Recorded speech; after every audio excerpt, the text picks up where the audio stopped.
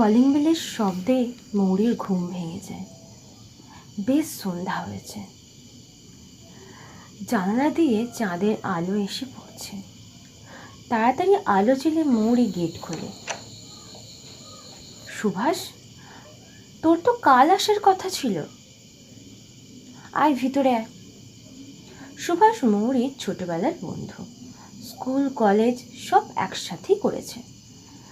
College শেষে চাকরির জন্য সুভাষ বোম্বে চলেছে, আর মৌরি বারাসাতেই থেকে যায়। মাঝে মাঝে ফোনে কথা হয়। যখনই সুভাষ বারাসাতে আসে তখনই মৌরির সাথে দেখা করে। সুভাষ ঢুকেই বলে, কেমন আছিস? কাকা কাকিমা কেমন আছে? কোথায় কাকা কাকিমা? মৌরি বলে, বাবা মাকে নিয়ে ডাক্তারখানায় গেছে।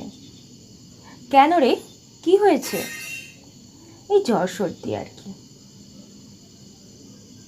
চা খাবি? তুই তো আবার রান্না করতে পারিস না, থাক জল দে। মৌরি রেগে গিয়ে রান্নাঘরে চলে যায়। সুভাষ বারান্দায় চায়ের কাপে চুমুক দিয়ে বলে, বেশ তো শিখেছিস। এবার বল তো, কবে আমার সাথে যাবি? কতদিন একসাথে ঘোরা হয়নি। এমন সময় আলো বন্ধ হয়ে যায়। মৌরি বাতি আনতেই যায়। সুভাষ তাকে বাধা দিয়ে বলে, থাক না, একটু বস, গল্প করি। জানিস মৌরি, বল। তখনই ফোনে রিং বেজে ওঠে।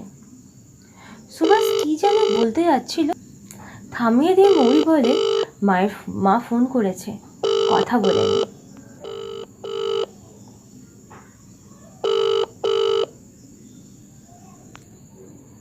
হ্যালো মা।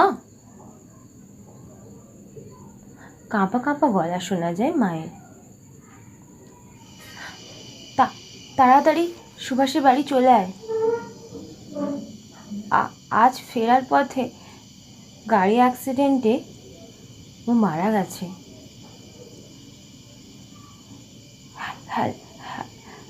হ্যালো মা।